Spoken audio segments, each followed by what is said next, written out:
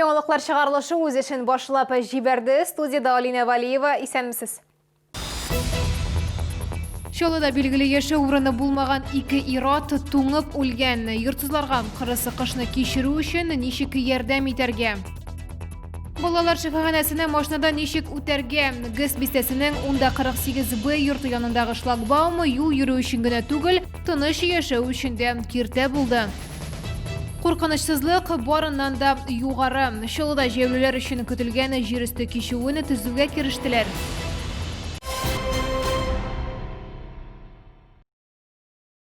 Соңгы тәүлектә Татарстанда яшәүче 93 кешедә COVID-19 диагнозы расланды. Шолыда узган тәүлектә коронавирусның тагын 8 яңа очрагы теркәлде. Шулай итеп 7 декабрьгә Татарстан буенча коронавирус белән авыруның барлыгы 10,958 очрагы билгеле. Аларның 9549-ы терелгән, 70-е узган тәүлектә. Бу кыш ике шәһәрдәшебез өчен соңгысы булды. Шолыда билгеле яшәү урыны булмаган ике ират туңып үлгән. Кыш йортсыз калган кешеләр өчен иң куркыныч вакыт. Хәзер аларга үзләренә ризык һәм төн чыгарга урын гына түгел, җылы кием салу мәсьәләсен дә хәл итәргә кирәк. Йортсызларга ничек исән калырга һәм нинди ярдәмгә исәп тотарга мөмкин? Тулырак Лилия Гатина материалында. Антон Туриковка 34 яшь, Шолыда туган. Әтиәнисе белән яшәгән, спиртлы эчемлекләр кулланган. Әтиәнисе вафат булгач, Антон урамда калган. Билгеле яшәү урыны булмаган затлар өчен перекресток социаль адаптация үзәгенә ул 5 көн элек эләккән. Пока жилья мне нету, бродяжничаю. А у меня еще нога болит, коленка, сустав порван. А так я рисую. Ну, я художественную окончил 3 класса только, вместо 4. А там платить некому было. Петр Миронов на социаль адаптация үзәгенә Зәй районыннан китерәләр. Хатыны белән аерылышканнан соң ул балалары өчен кирәкмәскә әйләнә һәм ялгыз кала. Зиратта эшләдем, шунда ук төн кундым. Чираттагы салкында туңудан соң Петрның аягын ампутациялиләр. Тернәкләндерү үзәгендә ул ярты елга якын яши. Для меня здесь хорошие условия. Все меня здесь устраивает.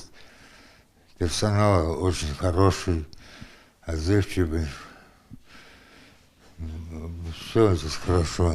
Спасибо большое им, все, что они стараются, все делают для нас, делают документы. Иратлардан тыш перекрестокта төрле яшьтәге хатын-кызлар да бар. Әмма ешрак иратлар килә дип сөйләде безгә директор урынбасары Илнур Зөлкарнәев. Бердә яшәүчеләрнең яше 25-тән 80 яшькә кадәр. По регламенту они должны находиться полгода.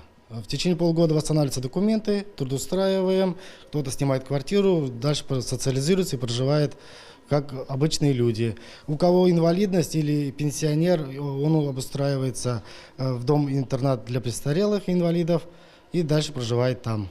Вакытлыча адаптация үзәгендә барлыгы 50 койка урын бар. Хәзерге вакытта анда буш урын юк. Шуңа да карамастан перекресток хезмәткәрләре чолларны ваимсыз булмаска һәм 34 06 41 кайнар элемтә телефоны аша аларга йортсызлар турында хәбәр итәргә чакыра. Лилия Гатина, Ленар Султанов, Яңалыклар.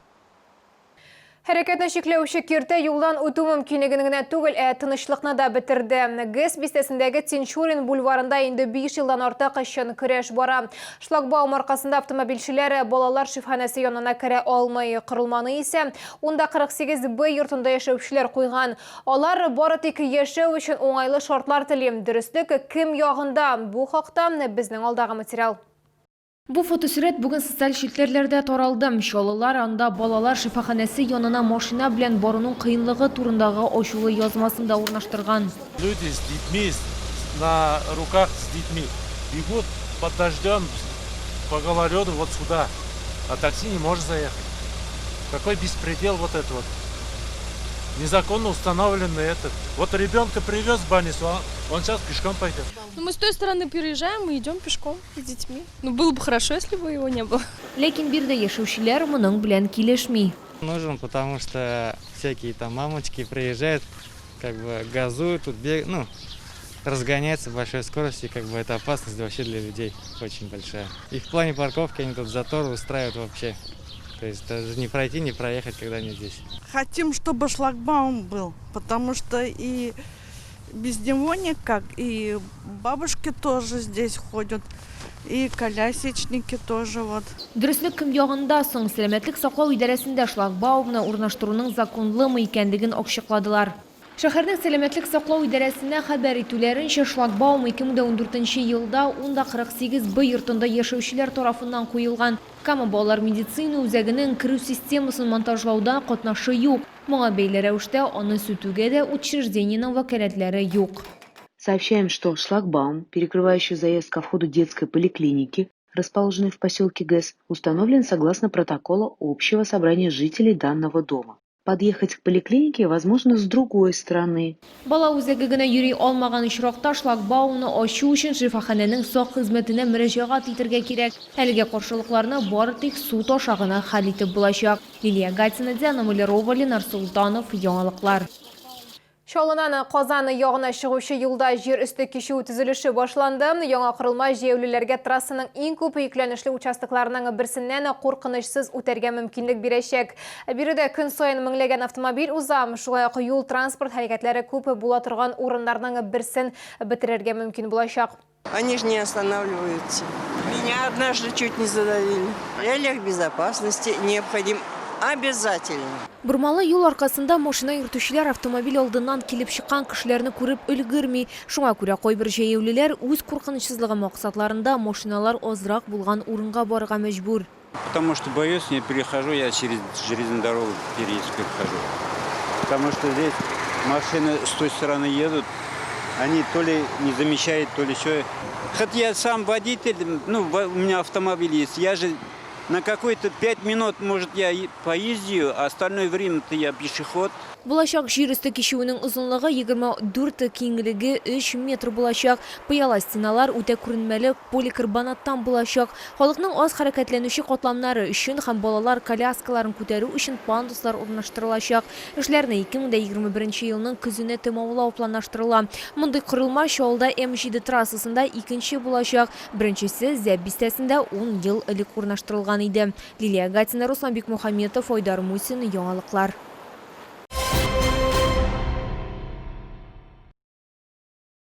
Тездән яңа ел бәйрәме менюсы һәм якыннар өчен бүләкләр турында уйларга вакыт. Мегастрой гипермаркеты янындагы павильоннарда чаллыларны деликатеслар, кием-салым һәм кызыклы бүләкләр көтә. Яңа ел ярминкәсе 9-ннан 13 декабрьгә кадәр эшләячәк. Яңа ел өстәленә ерак көнчыгыштан кызыл уылды һәм балык деликатесларын сайлау сулугуни сыры ысланган булан, мызбылты һәм куян итем, чәй янына табигый марбилат һәм бал коллекцияләре һәм әлбәттә бүләкләр. Үзенчәлекле сувенирлар, аш бүлмәсе өчен савыт-саба һәм аксессуарлар, текстиль, Новосибирск мае һәм Алтайдан косметика. Талкыннардан сезне Пятигорск тоннары, курткалар, монгол, кашемир әйберләре, яка һәм дөя йоннары, баш киемнәре, Тамбов унтлары җылытачак. 500 сумнан товар алып, купон тутыргач, сез кило ярым уылды һәм башка товарларны ота аласыз. Чаллыларны һәм шәһәр кунакларын 32-нче комплекста урнашкан Мегастрой гипермаркеты янындагы павильонга яңа ел бүләкләре алу өчен чакыралар.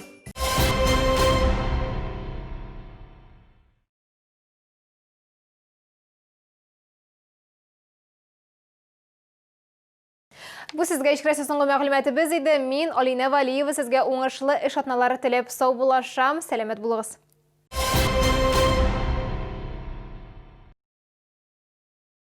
Минеральная вода санатория Шифаласу и Жминводы – природный бальзам для реабилитации желудочно-кишечного тракта, эффективное очищение от токсинов и укрепление иммунитета. Будьте здоровы! Окунитесь в мир восточной сказки на грандиозной распродаже товаров из Индии «Сказочный Восток» с 11 по 20 декабря в Экспо Кама. Мама, а сказка-то будет?